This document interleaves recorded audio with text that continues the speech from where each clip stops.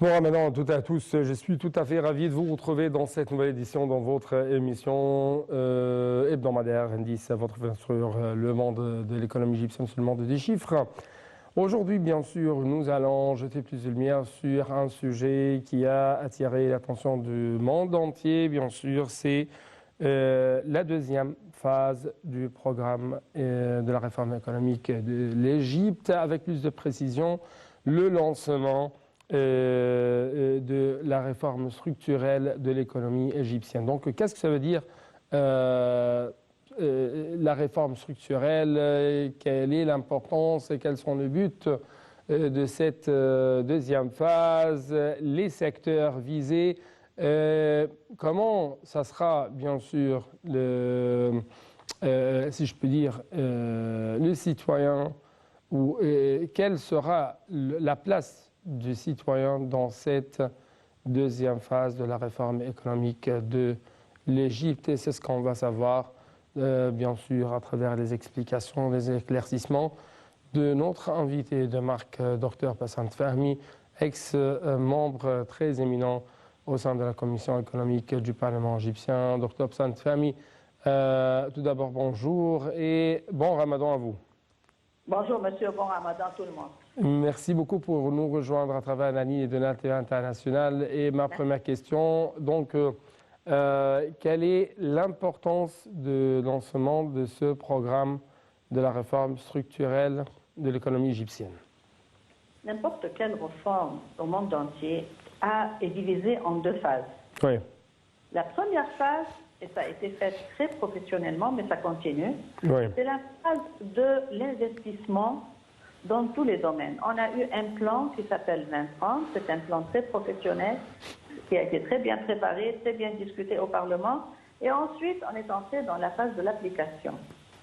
Ça, c'est une phase très importante, nous devons commencer avec cette phase-là, pour que le citoyen sente tout de suite, comme on appelle, les fruits du développement économique. La seconde phase, c'est la phase qui est la prochaine.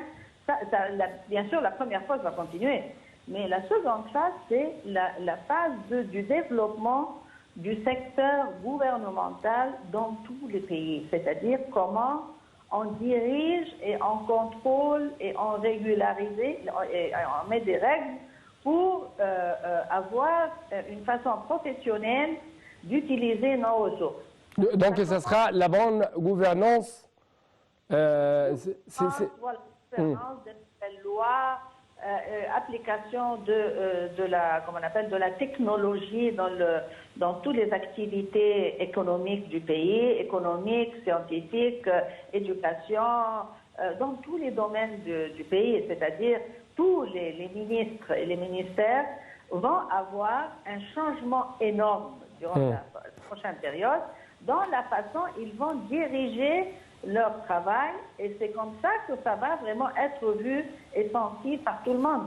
C'est-à-dire, on entre dans le nouveau monde, qui est le monde de la technologie. Alors, toutes les lois doivent être changées, la façon du contrôle doit être changée, tous les rapports qui comme on appelle, quand les regards cerveau doivent changer. La gouvernance, comme vous venez de mentionner, doit être très claire. Les lois doivent être revisées. C'est une phase très importante, très compliquée.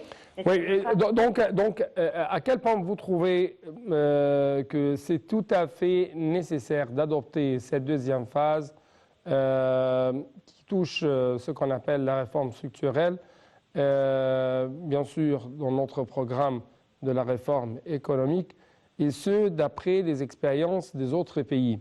Ou même ceux d'après les expériences ou l'expérience de la réforme économique que l'Égypte a adoptée dans les années 90. C'est indispensable. Pourquoi? Parce que le monde a changé. Le monde n'est plus comme avant. Le monde est devenu un grand pays. Alors, nous devons parler la même langue, c'est-à-dire la technologie. On doit avoir chaque minute les mêmes rapports qui sont regardés et vus par le monde entier. Nous devons avoir des plans de gouvernance très clairs comme le monde entier. Et je répète tout le temps le monde entier parce que Ce n'est plus comme avant, chaque pays va être dirigé économiquement et stratégiquement d'une façon différente. Oui. Non, la politique fiscale, la politique monétaire, les lois, nous devons parler la même langue. Sinon, nous allons être tout à fait hors du monde. Oui. Alors, nous avons le besoin non seulement de développer notre économie intérieurement, mais il y a la coopération régionale et mondiale.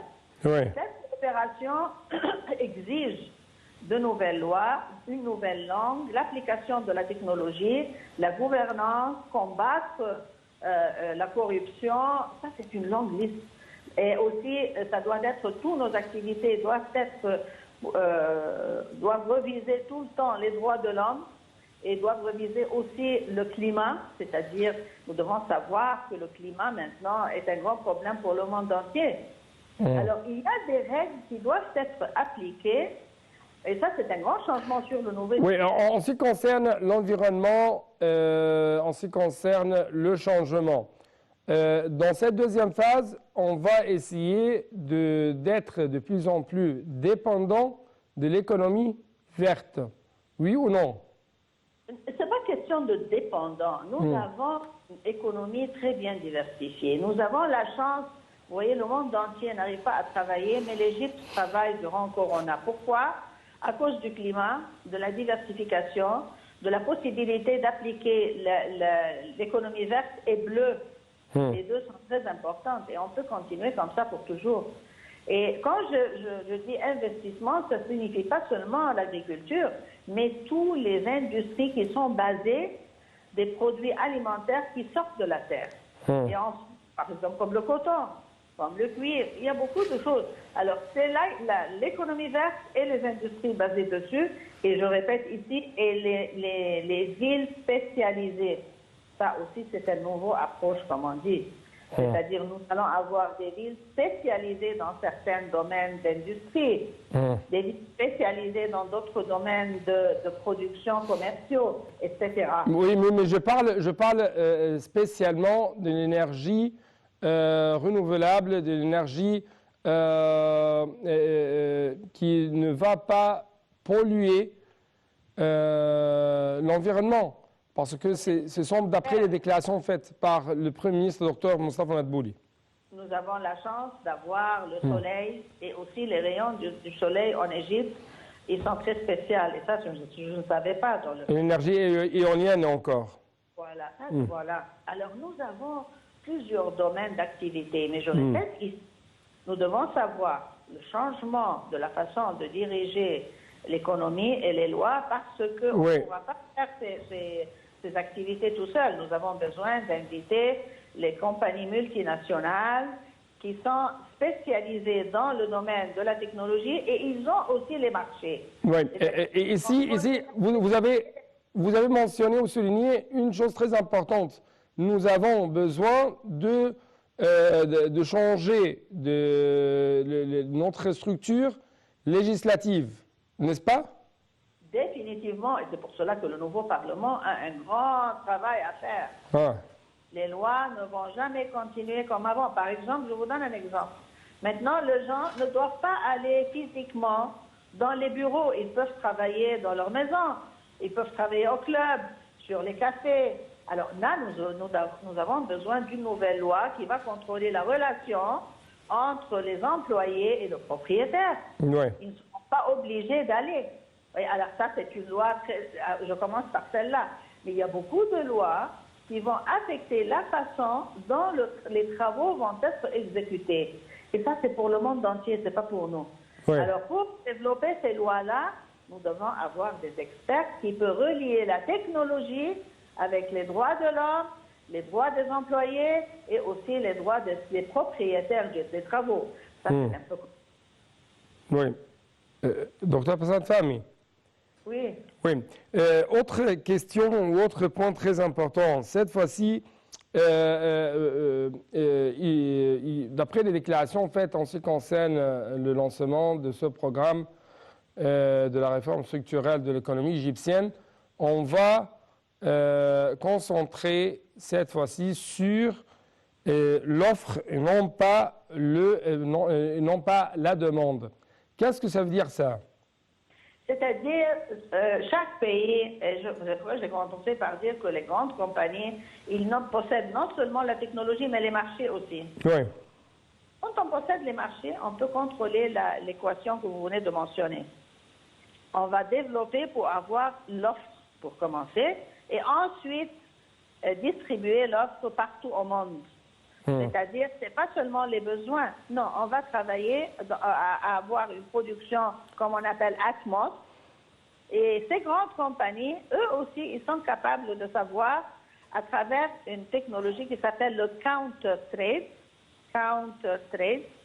comment ils vont vendre ces produits-là et où et à combien.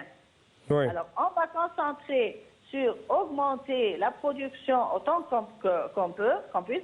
Et aussi, ces compagnies-là, c'est pour cela que j'ai dit, c'est très nécessaire d'avoir des relations stables avec ces grandes multinationales. Ce sont 100 compagnies, ils sont connus par nom. Chacune est spécialisée dans certains domaines. Et le monde va être dirigé comme ça. Les régions aussi vont jouer un rôle très important. On ne va pas travailler pays par pays.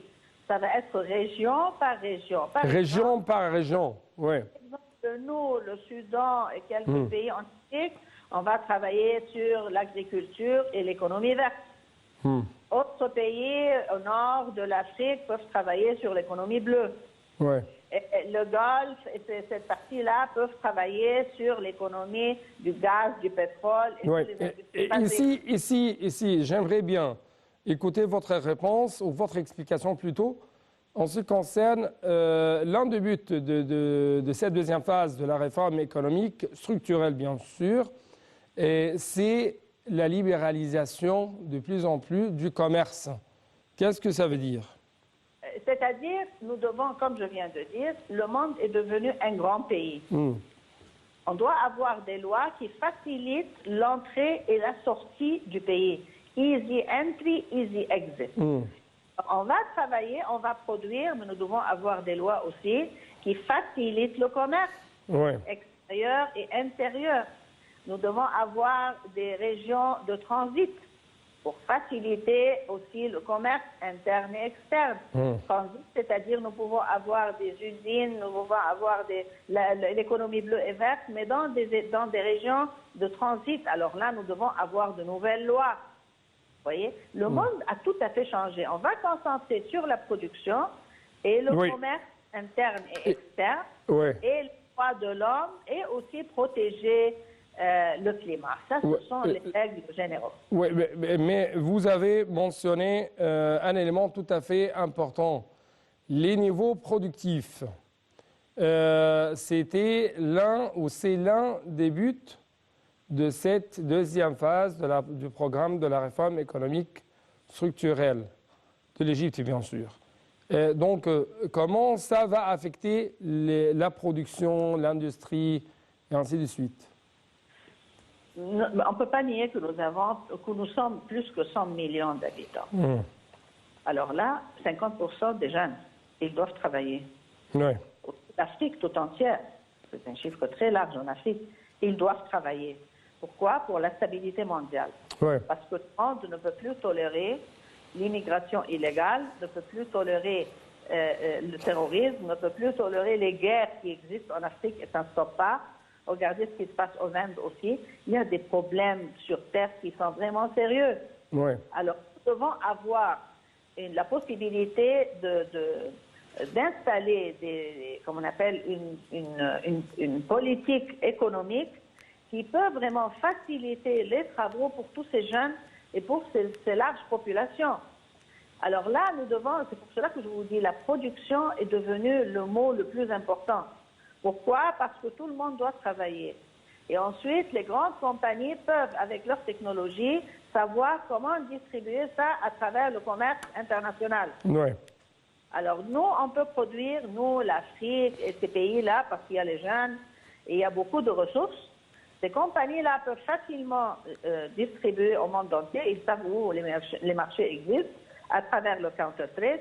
Et le financement, c'est le côté le plus simple, parce que moi, je parle toujours dans ce qu'on appelle crowding finance. Ça aussi, c'est une façon nouvelle de financer les projets et les activités. Crowding finance. Oui. On peut parler de ça plus tard parce que ça a besoin d'explications. Oui. Donc, parmi les buts de cette deuxième phase, c'est la réforme du système de la formation professionnelle. Oui. Qu'est-ce que ça veut dire?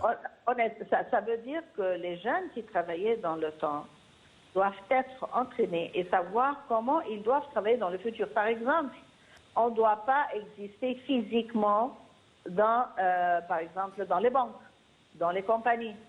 Alors ça, c'est un nouveau changement. Oui, je sais plusieurs collègues qui travaillent chez vous, dans les banques. Voilà. Pourquoi? Parce que ce n'est plus comme avant. Pourquoi les banques aussi ont intérêt à encourager ça? Parce que le coût diminue. Au lieu d'avoir 1000 employés, on va avoir 200. Alors, le coût diminue. Au lieu d'avoir des surfaces et des espaces qui sont trop grands pour les banques, maintenant, la banque technologique travaille à travers les ATM partout. Vous voyez? Tout va changer. Alors là, nous devons, c'est parce que ce grand changement, on a besoin, premièrement, d'avoir l'être humain prêt à s'infiltrer dans ce nouveau système, entraîné très bien. Deuxièmement, nous avons besoin des lois qui régularisent la relation entre les propriétaires, les employés et le gouvernement. Par exemple, maintenant, avec le ministère du Financement, on ne doit pas aller pour payer nos dettes et nos taxes. Tout ça, c'était électroniquement. Tout ce que vous voulez payer, vous pouvez le faire électroniquement. Ce n'est plus comme avant. La fiscalité, vous parlez de la fiscalité. Oui, de tout. Et avec les banques aussi. La relation avec les banques, la relation, quand on achète sur ligne, comme on appelle, à travers les Facebook, ça c'est une nouvelle vie, c'est une nouvelle façon de diriger l'économie mondiale. Mais, peut-être, les gens doivent être très bien prêts. Les lois doivent être là, parce qu'on doit être régularisé.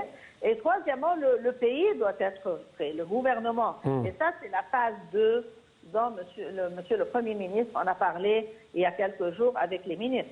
Phase 2, c'est la préparation du pays tout entier. Il a parlé même du développement, de l'évolution des marchés financiers, des marchés monétaires, et de bourse. Quand je dis crowding finance, ça c'est une nouvelle technologie pour l'Égypte. Et c'est pour cela qu'on a besoin de développer la bourse et le système bancaire. Crowding finance, ça c'est une nouvelle façon d'avoir des possibilités de financement, mais c'est très technique, c'est très, comme on appelle, intelligent, mais ça aide à financer les projets d'une façon nouvelle.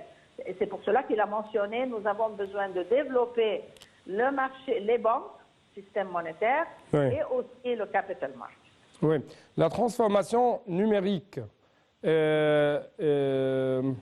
l'impact de ça sur le dynamisme de l'économie égyptienne en général et même la coopération, la coordination entre les différentes institutions de l'État. Comment vous pouvez parler de ce sujet? C'est très important, mais ça va prendre quelque temps et ça va coûter aussi. Et la transformation n'est pas facile. Parce que tout d'abord, nous devons avoir le personnel prêt.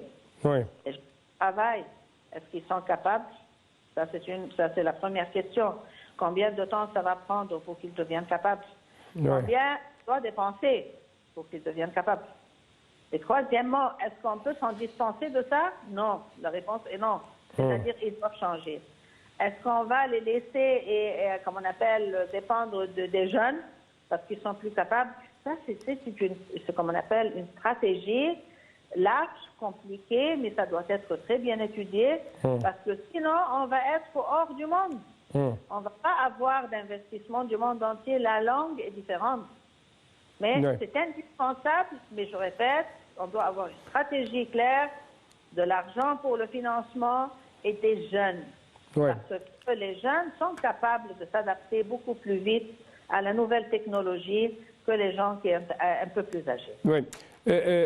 il s'avère qu'il y a une sorte de conviction chez les responsables de l'État en ce qui concerne les secteurs qui peuvent être un moteur, un grand moteur pour l'économie égyptienne, comme par exemple les industries qui exigent une technologie tout à fait à haut point, le secteur agricole, le secteur des communications, des technologies.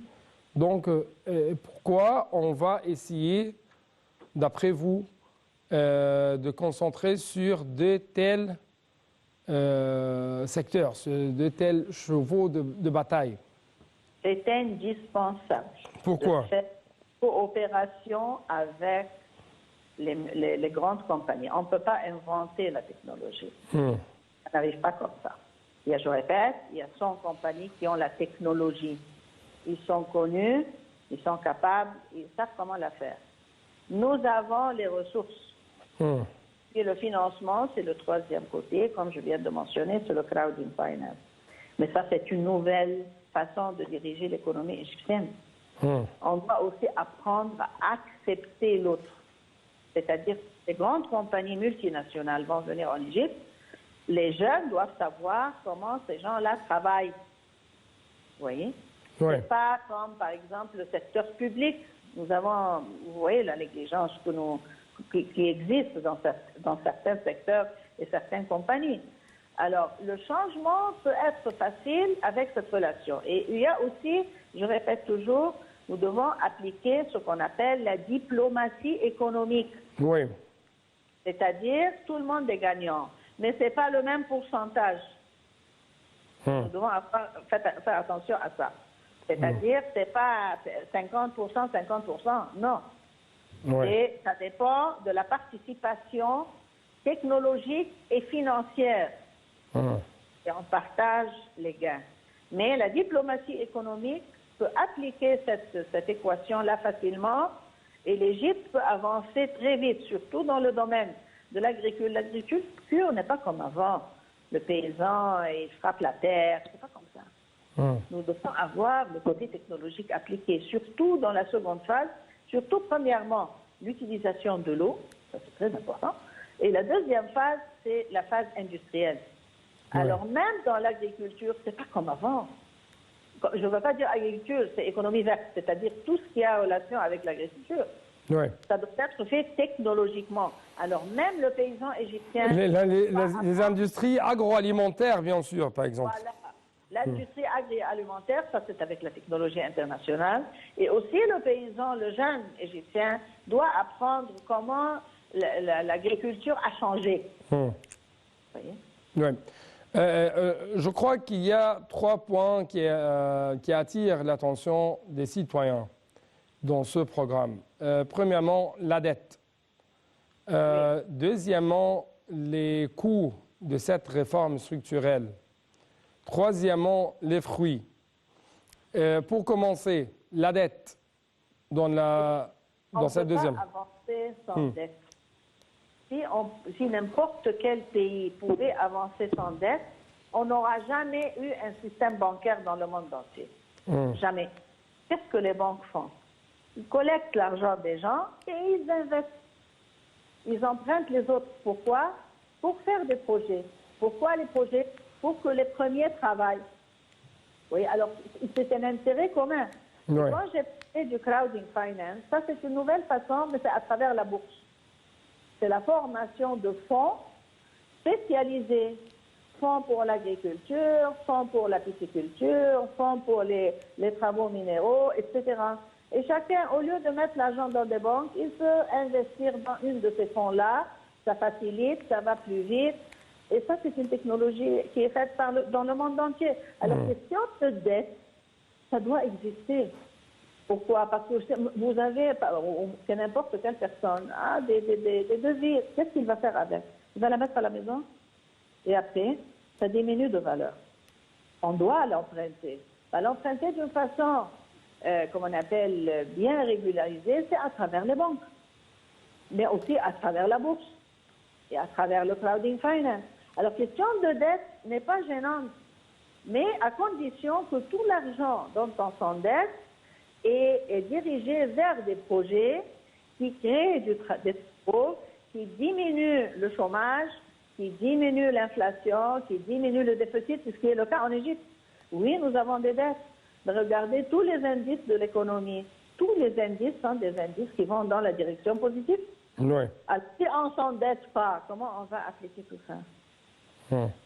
Alors, question de dette, moi je dis toujours, si jamais, on doit regarder quelque chose aussi qui est très important, qu'on appelle debt runoff schedule, c'est-à-dire la possibilité de payer les dettes dans le futur. L'Égypte n'a jamais, et je répète, jamais, comme on appelle, raté, jamais incapable de payer ses dettes, même pour une journée. C'est-à-dire, on est ponctuel, on les paye à temps, on est très professionnel dans la façon de diriger les dettes. Nous devons avoir des dettes si on veut avoir des investissements. Oui.